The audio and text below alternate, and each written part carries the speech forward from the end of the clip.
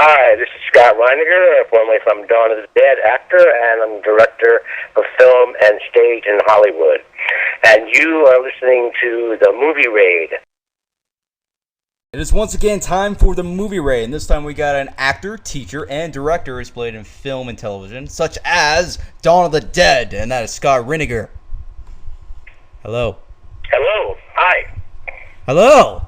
Well, how are you? Well, how are you? I'm all right. I'm sitting out in sunny California, out on the patio. It's 80 degrees. You can't beat that. I'm from New York originally, though, but It is nice living here, I must say. Oh, we got a Yorkie. A Yorkie, as you call it, a Yorkie. Yorkie. A Yankee Yorkie. Yankee Yorkie. Oh, we got a Yankee Yorkie. Oh. So, tell us a little bit about the teaching that you do. Was this pretty much when did this really start? Is this before Dawn of the Dead or after? No, it was after. I was after Dawn of the Dead. I was because I was always in the theater. I was directing quite a bit, and still do. And then I started teaching there at the American Academy of Dramatic Arts, which is a 3-year conservatory in New York and Los Angeles, but I'm in the Los Angeles branch. And that started in the early 90s. And I worked there, plus direct projects on the side, and I run the film acting program there. And then also I direct some of their main stage productions for the graduates in their last year. That's basically what I do. Oh, yeah? You've been doing that for quite a while, then. Yeah, quite a while, and I like it. It's a great environment and great people.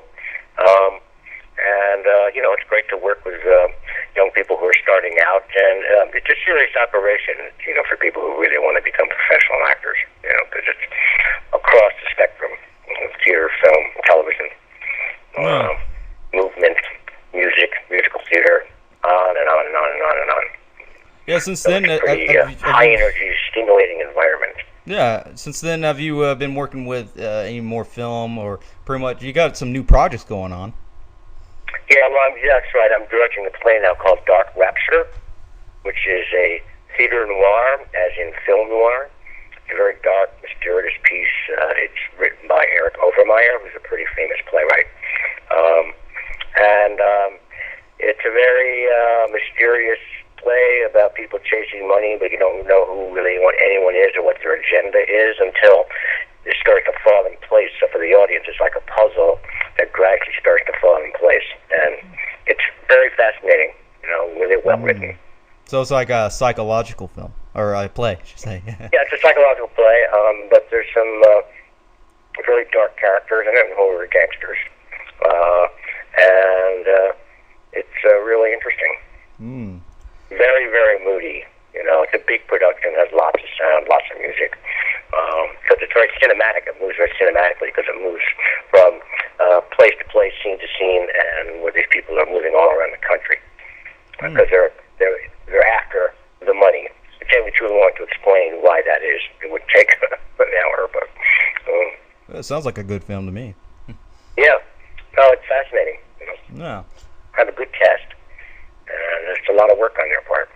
How long has this been going? Well, we're going to actually open on Saturday, this coming Saturday. Oh, so you've spent like a couple months or even to a year to getting this together? Yeah, but the rehearsal period itself is just 5 weeks. 5 weeks. Which is normal, which is actually a good amount of time. Nice. Because now we're at the stage of when we start to go into a check. The actors. There's many, many, many sound cues, many, many light cues, and then it's getting all the actors in sync with that, and the whole timing of it, and on and on and on. Oh yeah, I'm sure it can be hectic considering you gotta tell the actor to do this and this, and you got more than one actor doing the same thing. Yeah, it's a large cast. It's about 11 people. Yeah, even that, it can be hectic.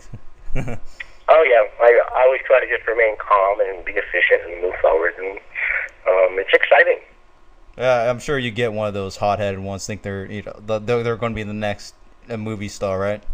Once in a while, you get those. Those are actually the lower percentage of people, but there are some people who are. They think just because of their looks or whatnot, or that they're very, very cool and they'll get picked up.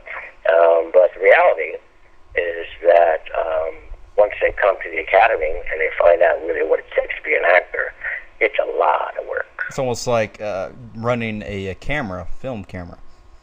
Oh, yes. It's like you can't just move it over there and move it over here. No, there's a specific angle, specific movement, the whole thing. But there's a reason, for each thing, for each step, and it takes a lot of collaboration with a lot of people, and it's funny because, and there are some crazy people in the entertainment industry, that's true, and the media focuses on those people, but the reality is that I'd say 85% of the people here are very decent, very hardworking, and they work long hours. The media spins things kind of upside down. The media dwells on the dysfunctional people, the crazy people. The media is just so chaotic these days. Everything's so focused on this wedding now. It's like, come on, who cares? Move on. I thought it was fun to watch. The only thing that's the biggest ruckus at this point is like some little girl is like holding her ears or whatever. A photo of this girl. It's like, well, who's this girl? Who cares? It's some girl like that's affiliated with the bridesmaid or the future wife or whatever. So what? Yeah, they're just looking for news bites. Yeah, they're filling the time space. That's all they're doing. It's like, okay, well, Charlie Sheen is taking a piss in the bathroom. Let's get that. And he misses. Hilarious. Speaking of which, there's a lot of films these days are so high budget. We're talking like billions of dollars, and that makes it onto the screen. Is it really best for a high budget film to go out there, or is it really best to go for low budget? What do you mean is best to go for low budget? I mean, you see a lot of films that make it out there because they put a lot of money into it, but there's also films that make it out there that don't have a lot of money, like Night of the Living Dead. Even though in the early days it didn't get much feedback, but it made a huge cult classic. Yeah, and that has so much to do with the big budget films. They have huge advertising and promotional budgets. Well, even Star Wars. Look at Star Wars, man. They almost had no money to even pay the actors, and that made a major, phenomenon. Huge. Yeah, it just made huge amounts of money later in the future, and now they're still doing spin-offs upon spin-offs upon spin-offs, and now they're making more episodes backwards, like from the first one. Yeah, right, exactly. Also a lot of not all, it's very expensive to make, fully budgeted studio film because of the amount of people and the amount of crew, the amount of personnel it takes to pull it off, right? It's huge. Yeah. But on the other hand, the greatest amount of money is usually spent on above-the-line costs, which have to do with the stars, the director, the writer.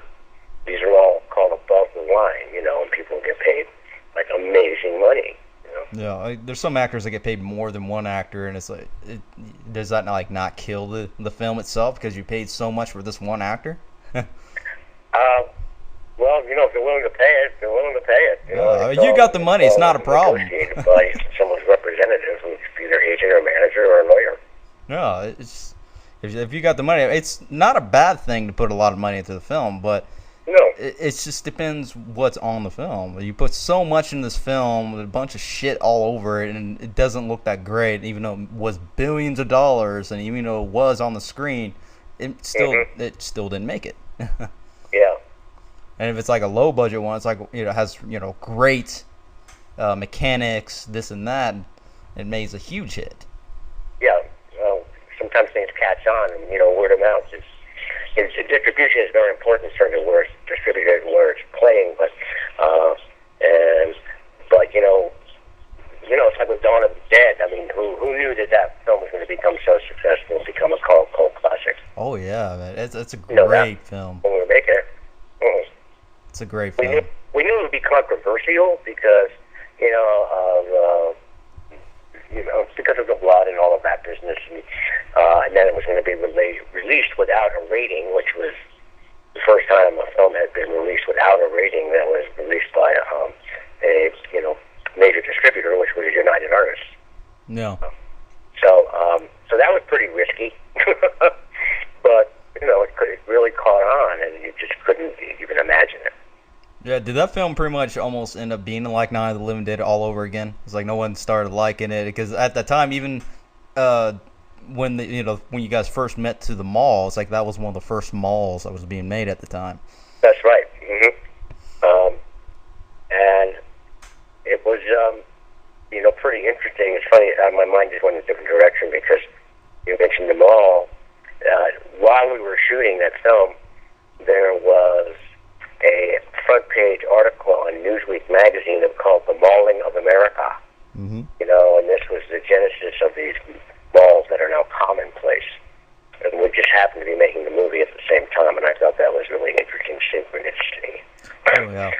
On Romero's part. Oh yeah. Yeah. But no, we couldn't imagine it would just have a life that it has. I mean, it's more popular today than it ever was. And it's generational. It's really amazing. Oh yeah, people still go there to act like a zombie. If you made a history, you made history right there. Did you ever take photos of being a zombie in there or no? Did I take photos of the zombies? Yeah, I mean, did you ever go in the photo booth? Because there were people doing that and leaving photos in the photo booth at the mall. Do that? No. I'm sure many people have. I'm sure that was pretty chaotic too. Oh yeah.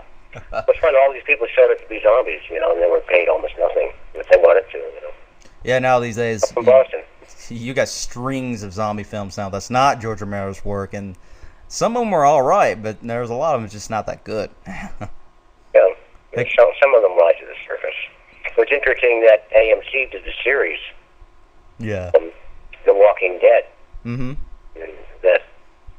That tells you how popular the genre is. That a major cable network did a series, and I think they're going to be doing more. So. Definitely. It's speaking of which, TV series, it's so cluttered with these so-called reality shows. There's no actual real shows involved anymore. What's your opinions on that? Well, I don't know. They don't draw me personally to watch them, and I think what's a little weird that's going on is that the so-called reality shows are not the spontaneous reality. They're all outlined. And sure, there's some spontaneous stuff, but it's not really what it was when it began. We were just capturing, this life, this whatever it is, a family or whatever. You know what I mean? Yeah. Now it's scripted, and some of these people in reality shows, they really think that they're actors. Yeah, I saw.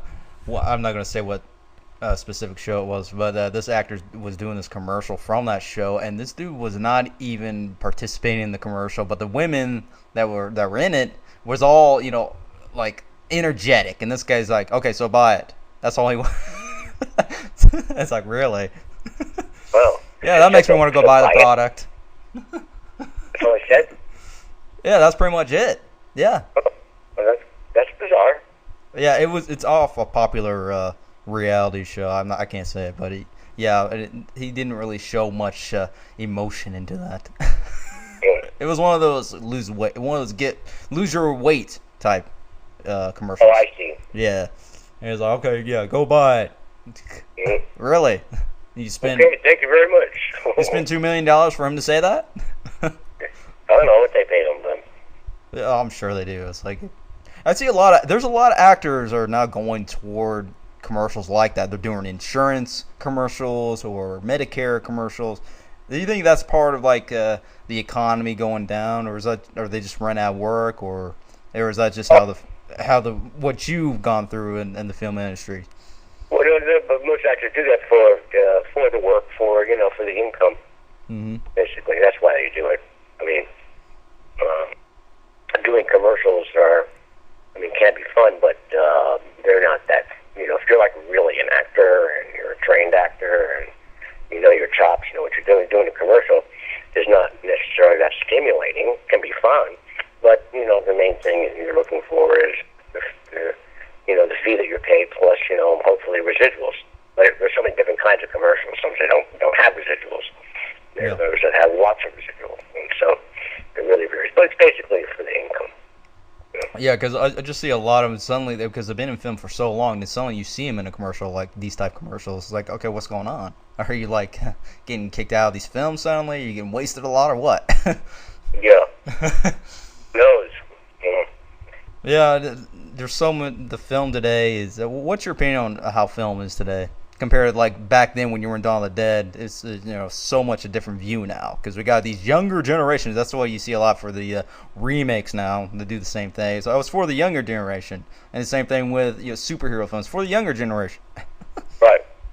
Well, they're targeted. That's the audience they're targeting. So there are some films that are just like candy bars, basically. But I think there are also some very good films out there. Have been. I mean, this was a little bit while ago, but did you ever see the film Dead Man Walking? Yeah. That's a great movie. Did you see The King's Speech? I saw some of it. Yes, it's really, really well done. So I'm not of the mind that just because it was earlier that the film's necessarily better. How the films are made has certainly evolved. But it's all about story. Yeah. Good story works. People go. But they're finally taking a break on the whole remake thing. I don't know if you're against it or for it, but they finally took a break on that, and now they're going toward 3D. Yeah, lots. Everybody's going to 3D. It just I do agree. It's like for a while, it's like no one really cared for 3D. Now suddenly, it's back in now. People are starting to like it. Let's put a shitload of films into it now. Yeah, exactly. It's like an assembly line, man. It's okay. Let's take this box, put all these films here, and put it on this side. Mm-hmm. Yeah, it's also because the technology evolves, So, If technology, if you were to make Dawn of the Dead right now, oh my God. with that type of technology, they remade the film, of course. But if what would you really agree to that, or would you really go through that, or would you prefer the old stuff? My feeling about it is ultimately what is the end result. So if you get there in a different way, but the result is like really good and works, I think that's fine. Mm-hmm. If the special effects are, when you're watching it, are just about effects and you get lost, you don't hook into the story or the characters or the relationships, well then it's just about special effect. Yeah. It won't have as much longevity. The thing about Dawn, I think that if you compare the effects, they're compared to what can be done now. They're crude if you want to compare them. Yeah. But they were pretty amazing for that particular time, and how it was done on the budget that it was done on. That was what's incredible. Yeah, the Dawn of the Dead in that time period. If you compare it now, yeah, you would probably call it primitive, but it worked very well. Even with the blood, even Tom Savini was against the whole comic bookish blood. Mm-hmm. But it pulled off really well. Yeah, no, it really did. And the Dawn of the Dead, I think what was key in that was that there was story there. There was relationship between the characters. It wasn't, and the whole concept of it. So it was more than just a horror film, and I think that really helped the film's longevity. And I know this because a lot of people speak about it, because I've been to conventions, and it always comes back to that when people talk about. Yeah, it's more of that film was more like real, surreal, because it's a survival horror film, and you don't see a lot of that anymore. Yeah, no, exactly. Almost, you look at all the films from between the 80s, 70s, they're pretty much like right there. Look at Chopping Mall. Mm-hmm. They're running away from robots that go like less than 1 mile per hour. Yeah. But they're trying to find out how to get out of that mall without being killed by these things. Yeah. That's the whole point of it. Well, we had fun making it, that's for sure. Yeah. Speaking of which, what is your opinion that horror genre is pretty much dead these days? It's more like toward the chick flicks is what they make, and superhero films and 3D. But no, you don't see any really decent horror films. And when they do make horror films, I'm not saying it's like completely gone, but they make Exorcist-like films now. The Possession, this and this, you know. Yeah. But what was your question? Well, what's your opinion that the horror genre is pretty much gone? What are your thoughts on that? It's like they don't make pretty much no horror films anymore like they used to. Well, there was a period not too long ago where there was like one after another, you know. But you're not seeing as many Freddy movies now or Raven films. That's what you're talking about, right? Yeah, like you see a lot back in the early days. It's like you see a lot of horror films which just popping out everywhere. And this decade, there was almost no real horror films. And the only time you see a horror film, it's like a paranormal film or something to do with someone being possessed by a demon every time. That's all you ever see. Yes. Yeah, no, I hear what you're saying. I don't know why that is. It's interesting because things just move in cycles. It's like, is it like no longer popular, or is it just because it's no longer profitable? Well, you're talking about then the decision if somebody's going to make the film. Is there an audience for it? I don't know. Maybe some execs feel there's not an audience for it. I don't even know the answer to that. Yeah. I would say it's just you don't see it anymore. That's the sad part of it. So you don't see such films like when you watch Dawn of the Dead. It's like, oh, you can see what's happening, and you don't know who's going to die. But now it's like, oh, he's going to die. Oh, he did. Yeah. Right. Good point.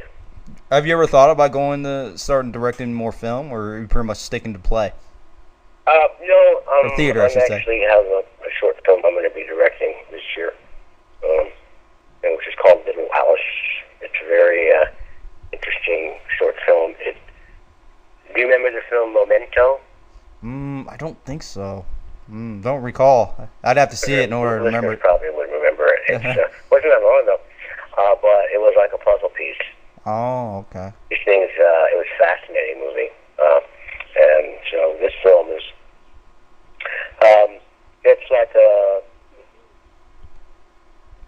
it's like a broken piece of glass with different storylines going on, but they all start to come into play and they all start to link up and be hinged with each other, and then you see why. Based around this one female character. So, and it's just very interesting, very psychological. So I'm working on that, but that's going to be a ways off until we actually start to shoot it. And eventually it'll actually become a film because if something gets really boring, that's what they'll do. They'll go back there. Oh, this looks good. Really? It's been out for like 7 years. You didn't pick it up? Right. Hey, listen, I got to get going soon. I have to get going soon. Do other things you want to go over or talk about?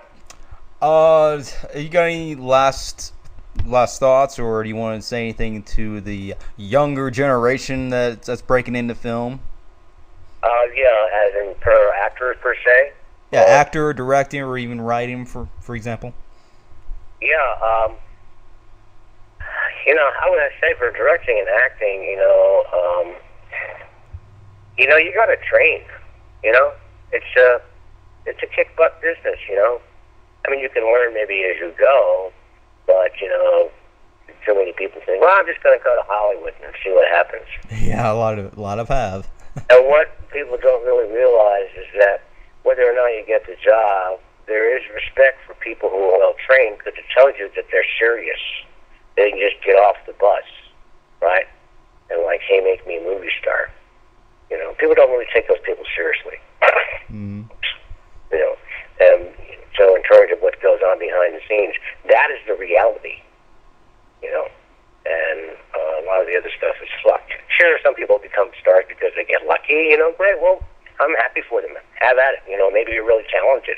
That does happen, but it's the tiny percentage. It's not like what you see, like in the news media, everybody's being discovered every day, and I'm exaggerating a little bit, you know what I mean? It's not like that. Yeah. That's because the media focuses on that, so it makes you think, oh, that's what's going on all the time. It's not. Oh, yeah. There are always new people who are introduced in the film, like a really young person, like really talented, and I think that's really cool. Whatnot. But if you want to be a professional actor, you got to train, and train in a reputable place, not some fly-by-night acting studios. Yeah. And if you're really serious and you're drawn to it, because you got to really love it, because there's a lot of rejection. So you got to love the process of doing it. And some people are suited for that, and some people aren't. Oh yeah. Yeah. You got any websites or anything you want to plug in? Also, go ahead and mention about your new project coming out again, so we can check it out later on. Oh, Dark Rapture? Yeah. The play? Yeah, it's Dark Rapture. It's a theater noir, as in film noir. It's mystery. Very fascinating piece. It's a huge production. Many lights, many sound cues. And it's a very high concept play. Very, very both personal, but it's also very, very visual. And it's fun doing that. And then I'm going to direct a short film called Little Alice. And I teach, so that's what I'm doing. There you go. Okay. Scott. Yeah, Scott Reiniger of Dawn of the Dead. Thank you. Zombies unite again. Great talking to you, Mike. All right.